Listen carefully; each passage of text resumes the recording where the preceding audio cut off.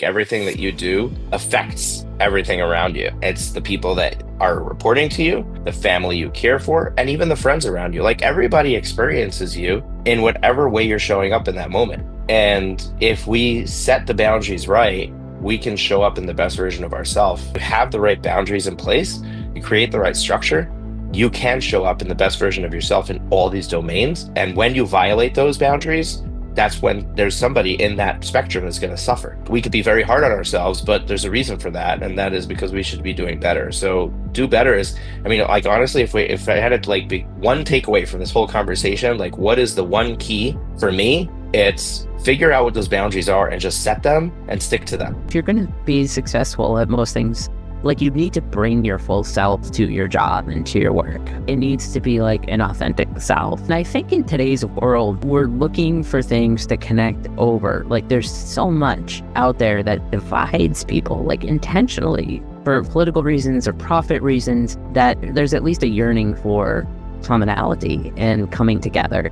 It does definitely bring you back and connect. So, you know, if you like fishing, like, same thing. Like, there's no limit out there for, I think, ways to meaningfully connect that are not forced networking things. So yes, that's a long way of me saying yes. One of the boundaries I like to remove is that you work from 8 to 5. I don't actually care when you work, and I definitely don't think you have to work 40 hours. So what I like to do when I'm planning out someone's week is we put all of the important stuff in first, like taking care of themselves physically, mental and emotional health, activities with their friends and family. We put all of that stuff in first, and then we say, okay, now when are we going to do those income producing activities? When do those fit around these things that are so important? And we've still got to kind of watch your energy level. Like, I don't want you doing complex analysis at 11 o'clock at night unless you're a night owl. Sometimes I work at 6 in the morning, and then I'm off work at 2 because my kids are off school or something. Like, I found that to be a lot more productive than just saying, okay, works from 8 to 5. I'm going to try to squeeze all the important things in around that. In my experience, a lot of people, when I ask them, what is it that you want to do? Like, what are you buying with your time here? Because that's all anybody's buying with their money is time and experience with the people that we love. Like, what is it that you want to do when you exit your firm or when you're not at work?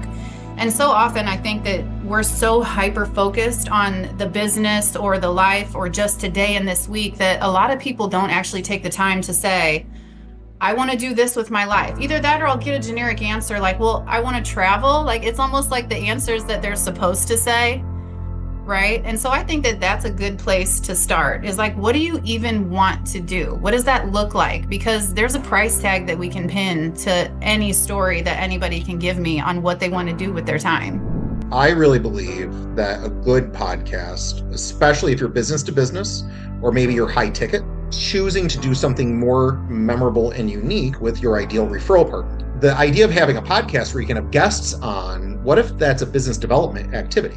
What if it's the act of bringing your ideal referral partner onto your show where you celebrate them? I've even made the argument for some of my clients and potential clients that their show should not be about the business that they do, but it should be actually about the market that their referral partner covets, and their show should be about them and their market, and you should be delivering value for your referral partner more than you're delivering in a way that would build an audience for your own business.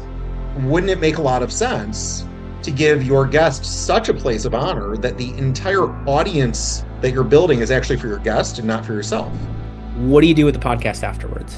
Typically, put it into our AI software, do the show notes, do all the kind of like the bundling, set it for schedule, hit publish, share it on LinkedIn, tag them, let them know that it's live. We'll then go back into our clip generator where we'll post the video, and then it creates a bunch of clips, and then we'll review some that try to make sense and, you know, that look cool or that we think will get, you know, some good traction on. You know, your actual long form interview might not get a ton of views, but if you chop it up into shorts, each short might get 500 to 1,000 views. You get 10x the view count per episode by creating shorts.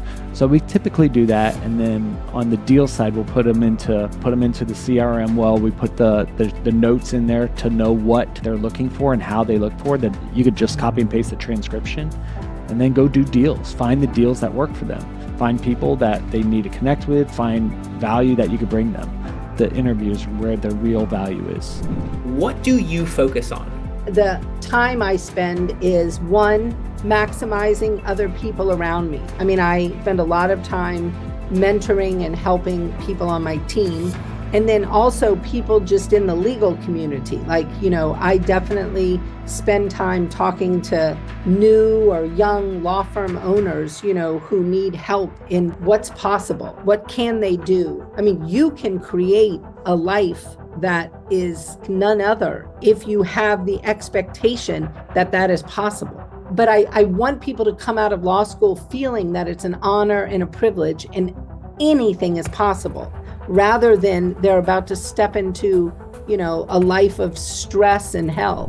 What is the advice to help more people live a great, wonderful, amazing life? I would say throw out shoulds, because there are so many rules telling us what we should do. You should do this, you should spend that, you should save this. I don't have to do anything that anybody else tells me I should do. I need to do what works best for me, for my family. And as I said earlier in the conversation, personal finance is personal. So no one can tell you what you should have or what you should do besides you. Someone can give you maybe guidelines that they've seen, things that I've seen in terms of how much to spend on a house that will allow you to still make progress on your finances, or that type of thing. But I can't tell you you should spend on this or you shouldn't spend on that, because it's definitely going to be different for each person, because each person's needs, wants, values, goals are all different. Listen, life is short. Go big. Like, anchor in some of these bucket list travels, and then get with good people where you can write off the business trip and have fun and hive mind. That's the best part, is getting to hang out with cool people in New Zealand or Antarctica and be able to write off your trip, right? Because you're doing business discussions. It's one of the things we do with all of our experiences. We give a full agenda every day so that for the IRS purposes, we can prove that we talked about business. And it's go have fun in life. Where would you suggest they start? Let's end with that. What's the action step today that they can implement to start down this path of really focusing on how to parent children when your privilege changes? I think the two things that I would recommend the most, it's going to sound cliche after our conversations maybe, but read Atomic Habits, because it just breaks down for you getting where you want to be on the now steps versus the outcome goals. Yeah. But I think the other thing is, don't be afraid to have the conversation with your kids at a young age. Jay Ruane said it on the Facebook post, how he was involving his kids at conversations at super early ages. Yeah. And I thought, you just make it a natural part of your conversation. You say, well, I haven't done it, I don't know where to start. Just talk about it. And it's interesting to hear what your kids think. And those questions, or ask them what they think about money, and that will spark those conversations in you. And maybe you'll find out your kid's already a guru and you'll learn something. Maybe you'll know where to start at that point, but have the conversation. Don't be afraid of it just because you don't know where to start. Start with a question. Do your best. Do the 10% extra. We've all been there with work where people they get a thrill out of ripping the boss off or somebody else off. I cut out early, or I took a smoke break. And we all knew those people. You probably would have had a better time to say, I got the grill clean, I made sure everything was done properly. The pride of doing something will always exceed, pride of doing something properly will always exceed whatever thrill you get out of by cheating the system. And so that's the advice I'd give to people in whatever career they took. Know what you make and know where it's going, and plan it ahead of time. That's it. It's that simple, and it's shocking to me the number of people who don't do that. And I don't care if it's Dave Ramsey or Sue Orman, I don't care what financial plan you're following, just have one.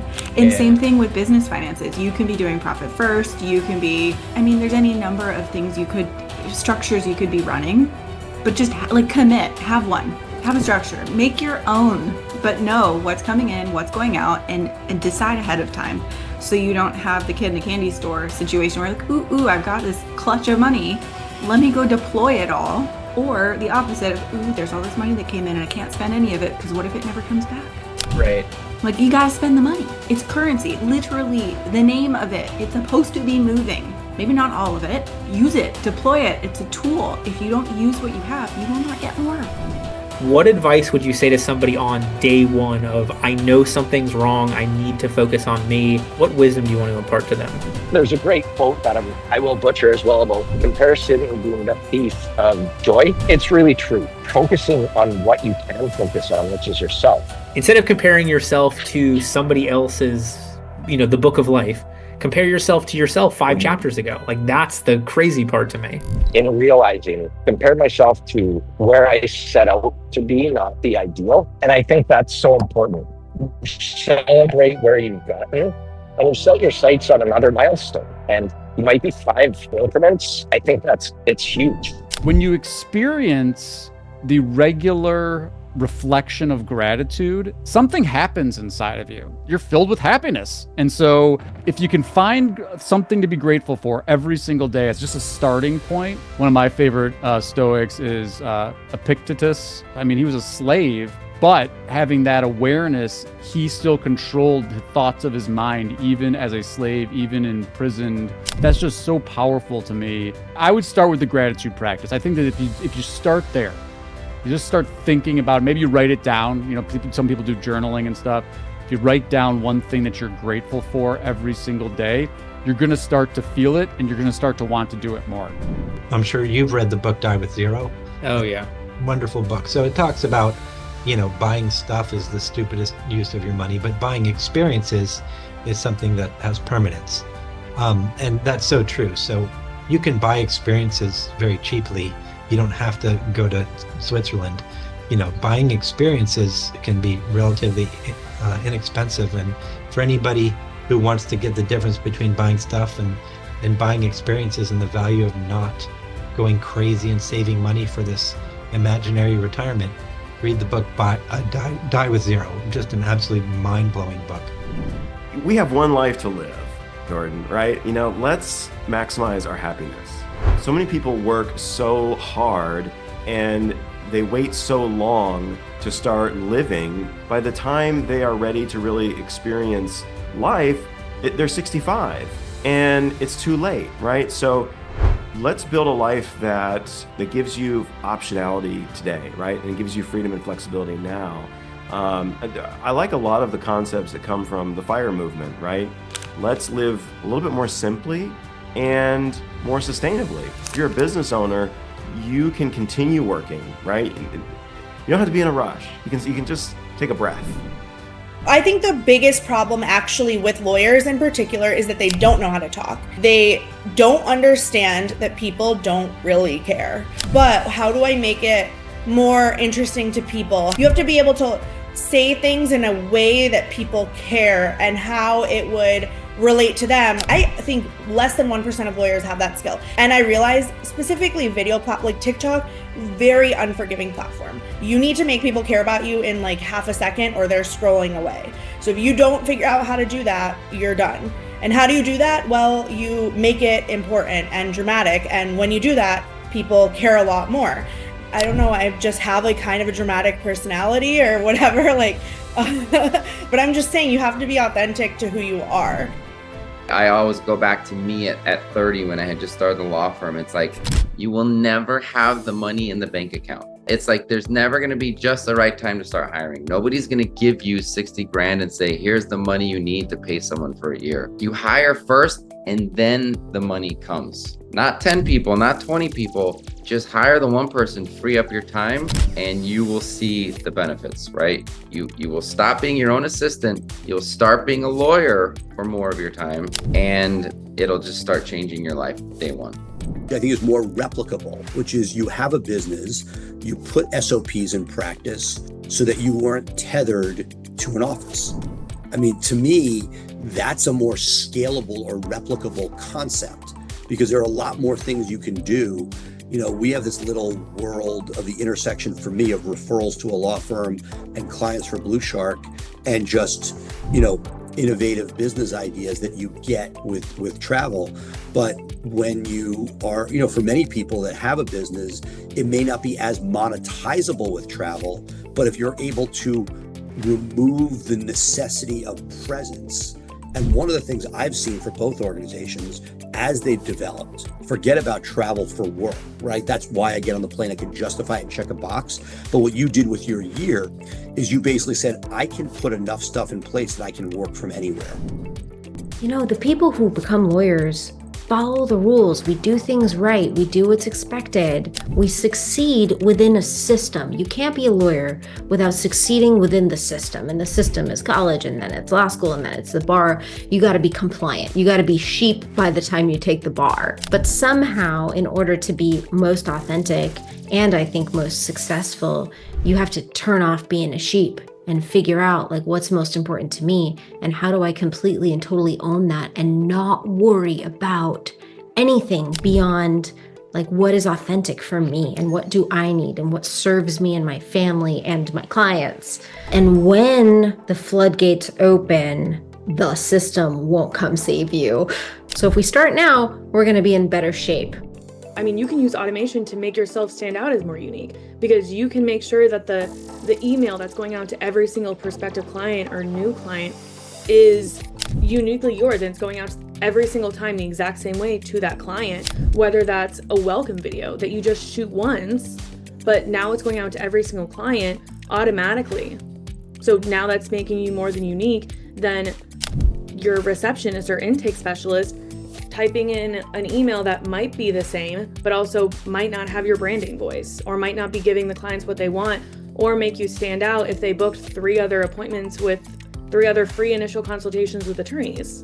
The first thing I would do, if I'm looking for something more out of my life in business, the first thing I would do is block off an hour on my calendar.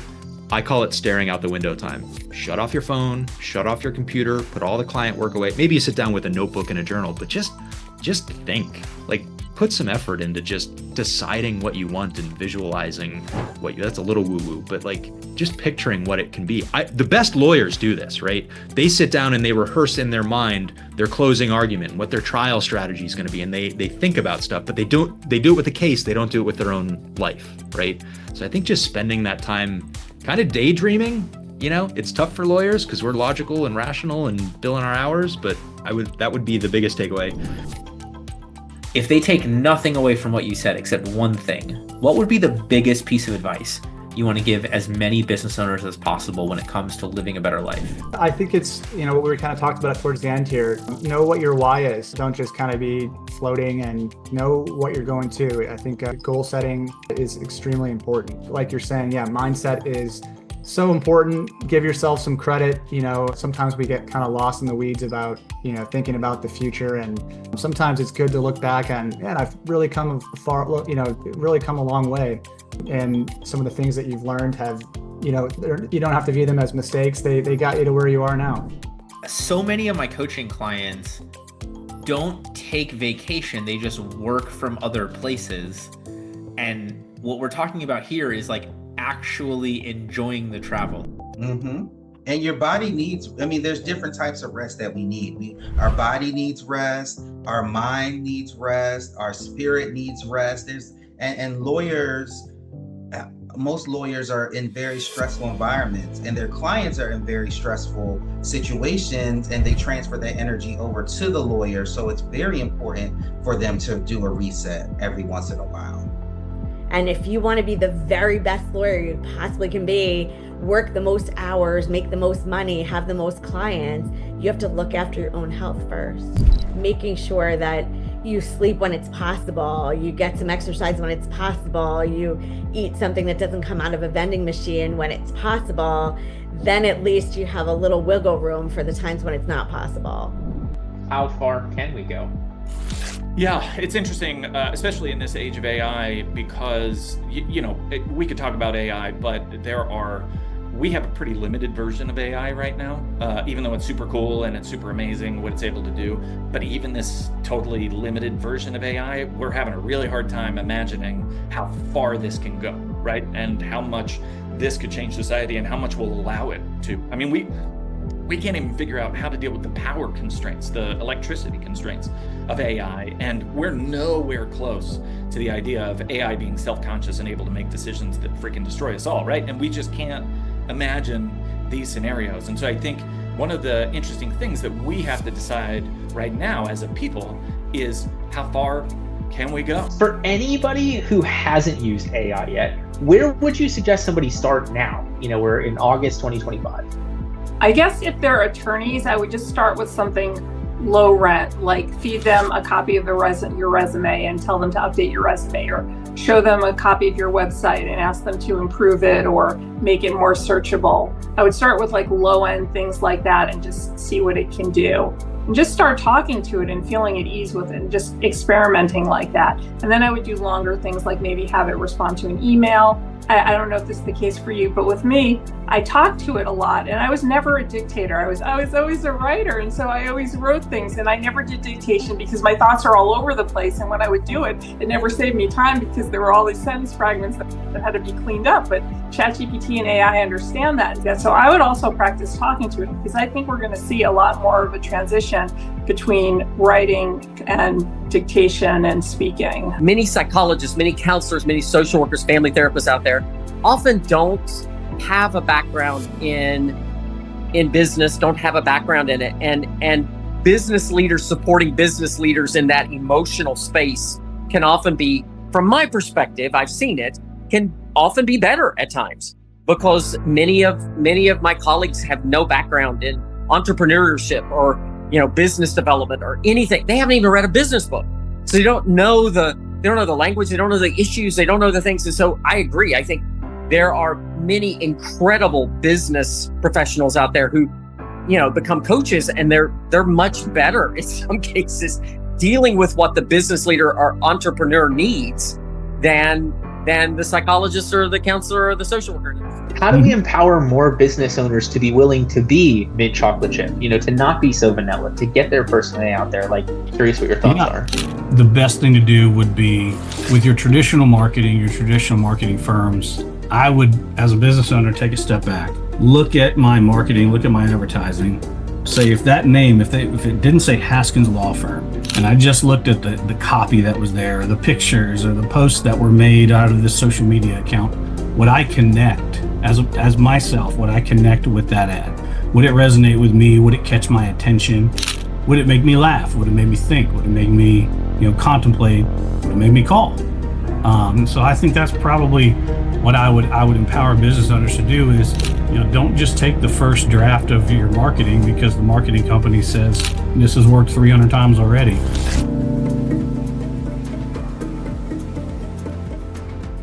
How do we help other people know whether or not they could do the same thing that we've done? Yeah, that's a great question. I think so if somebody said, I'm not really a lunch person, going to lunch drains my energy. I'd say, don't do lunches, bro. Don't do it. I would say, let's figure out what your sincere, energetic way is to build relationships. So it could be writing thank you notes. It could be serving on a board.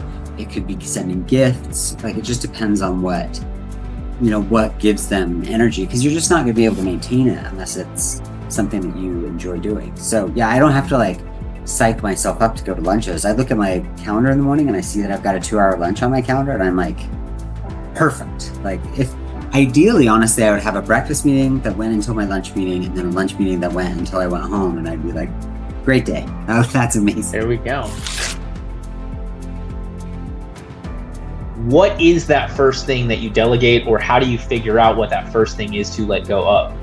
Yeah, so for estate planning, what we recommend is you draft all of the documents yourself in the beginning, because you need to learn the drafting software, the rules, you need to learn the documents. That makes sense. But eventually you're going to want to hire a paralegal, a professional drafter who can do that first draft for you, because really, the drafting software, there's just a lot of data entry.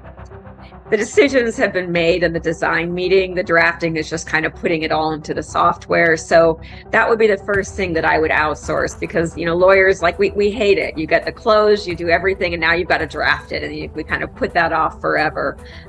There are qualified paralegals that can do that for you. So that would be the first thing that I would outsource, is the drafting. And then maybe a virtual assistant for just a few hours a week to help you with marketing and social media, and maybe calling clients back after they've been to your workshop, that kind of thing. It's not the missions and values statement on their website. I hear that a lot. People just tell me to go there, and that's not where it is. Sometimes it means actually sitting down and defining on paper what your culture is instead of just allowing it to evolve, knowing that every single person that you hire is going to change it for good or bad, really, right? Sometimes it takes one hire to destroy a culture, and then you lose all your other employees because you didn't get rid of that employee in a timely manner according to their behavior. And so it's asking your employees what they want. So instead of a partner just deciding what it is that they may like, you have multiple generations in firms now. They're going to have things that, you know, maybe a younger generation really prefers, where an older generation not so much. And so I don't consider it a benefit necessarily to every single level. So when a firm owner tells me, oh, I take them to dinners and I take them to baseball games and whatever that may be, that's a benefit to me, right? It's like medical insurance, but you also get all these other perks. But is it a perk actually for everyone in the office? I think it's a mindset. A lot of solo attorneys, when they hire people, they see what's the worst case scenario that's going to happen, and they're very afraid. And as a result, they micromanage their employees and they don't give them the benefit of the doubt. But also from the immaturity of never hiring before, you just hire the wrong people at the beginning because you don't know better, or maybe you get super lucky. Like I got really lucky sometimes, and I got some really great people too.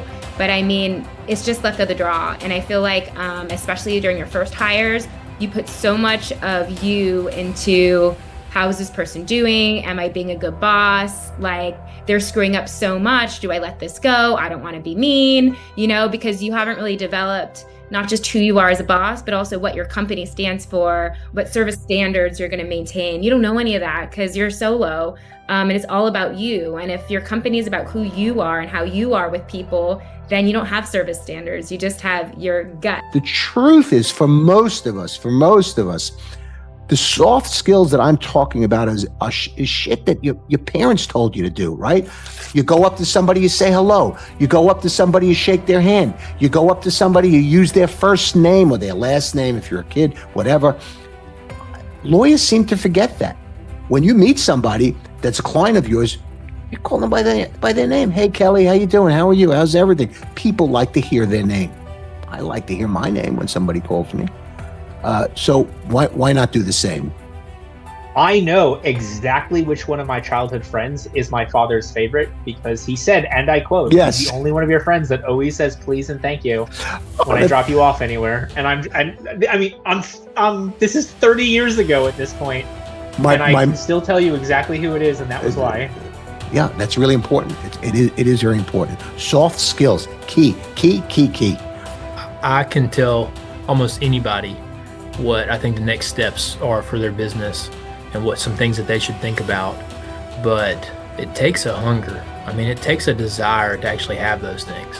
And if you say you want them, but you don't actually take any actions to work towards that goal, you don't really want it. Like you maybe you think you want it. If somebody's real serious about it, I think just reflect on all your best clients, your favorite clients, the people that liked you, the people that you know for the rest of their life, they're going to refer people to you and call you the best lawyer that they've ever known. And then try to find more of those people and get in front of them, stay top of mind with them, and your practice will explode. Yeah, you know, the thing that I would tell folks is if you decide to buy the book and read it, I am going to teach you in a step-by-step format. I'm going to explain things to you. I'm going to break it down. I'm going to have you understand why something's important. And I'm going to give you space to think about how you want to improve that section of your client experience. But the one thing I want people to take away from the book is understanding that before you can bridge the gap to start receiving referrals, you better make sure you're referable. And that means to having a referable client experience means that that's how your client feels when they're doing business with you. And that is more than the work you do. It is actually beyond the work you do and the relationship you build, because usually the work you do creates logistical type, logical type emotions and feelings, but how you make the client feel is what they talk about long term. And that is where we have to have a baseline to start from to generating referrals. How do we take this same mindset to the rest of life? How do we apply this to, getting in better shape? How do we apply this to being a better parent? Like, what's the crossover in these, KPI focused, numbers focused problem solving? One of the things I've done is I've been really working way more intentional about that this year. And ChatGPT, a ChatGPT project. This is a little hack I use that works for anything. Is if I see people talking about stuff on YouTube, I'll just go to the show transcript and I'll pop that into a project file. And so then this way, now it has everything it has access to, but now it's got some specific nuance from some information that you've learned from. And so I did that. And then it built out my whole fitness program. It said, hey, you're even able to ask it like, hey, how long will it take for me to get this, assuming I do all this and don't miss any dates? And if you just get enough sleep, eat protein, it's working. And what was cool about it is I was like, hey, it shot me up like this grocery list and shit I needed to order. And I'm like, dude, I ain't trying to put my wife through that, and I can't cook. So like, I need to simplify this. I'm going to have an air fryer and I'm going to just eat primarily carnivore. And it was just like stupid simple, and I'm like, cool, boom, Hey, that's it. there we able go. to print it out. A lot of times when you're working in your purpose, it's almost effortless. So somebody who that's their purpose, they will find it relaxing. It's something that brings them a lot of joy. And I'm not saying that it's not work, because you have to put in effort and energy to achieve certain things. But I'm saying that for the most part, it gives you energy to do this type of work. You are lit up, you are excited. You should pay attention to times in your life. Like sometimes we try to focus so heavily on monetizing our purpose that's really the disconnect. It's not that you don't know your purpose, if you're really honest with yourself, it's that you don't know how to monetize it. What's the thought process to help other people listen to this figure out their balance between the kids, the work, themselves, the spouse, a million other things? Well, and again, I think it's different for each person. I think each person's situation is different based up your life stage in terms of financial goals and your interaction with your family, what your people are in your community in terms of, in your world. Do you have a lot of grandparents or a lot of close friends that can help, get from A to B and doing certain things? And certainly those things are important and very helpful and make it a little easier, the work-life balance a little bit easier, and gives you more flexibility with work and do. You mentioned that 1 to 10, how involved you're going to be. 10's like the full crew the whole time. What's a 1? What's a 3? What's a 7 maybe?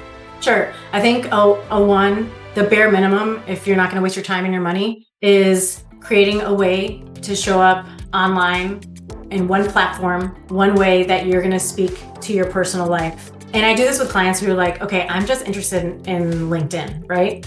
So in that way, when we help create content on LinkedIn, the bare minimum is storytelling, that you incorporate who you are as a person, your experiences, weaving them into your posts. So it doesn't look like ChatGPT just spit this out. So it doesn't look like you took an outline of an article and then wrote your own caption, but then it has no flavor. Like, weave some stories from your personal life, from your business life, and mention how your kids, create an analogy, create something interesting in your stories. That's your bare minimum if you're not going to waste your time and your money. To lawyers, law firm owners, ADHD, in terms of the ones that are using ADHD as a superpower versus the ones that feel burdened and alone with it, like, what's the difference? The difference is a true, deep knowing and sense of what their special talents and gifts and genius are, and having a clear vision of where they want to go. Kind of that idea that I believe change is always possible and I can reach towards something. I might not even be exactly sure what that something is, but I believe in this genius I hold so deeply that I know it's possible. And so we keep going. Not all of our listeners had the great opportunity to attend Max Law and hear the underlying presentation on the AI board of advisors for your firm. So give me just a little bit background on how that came to be.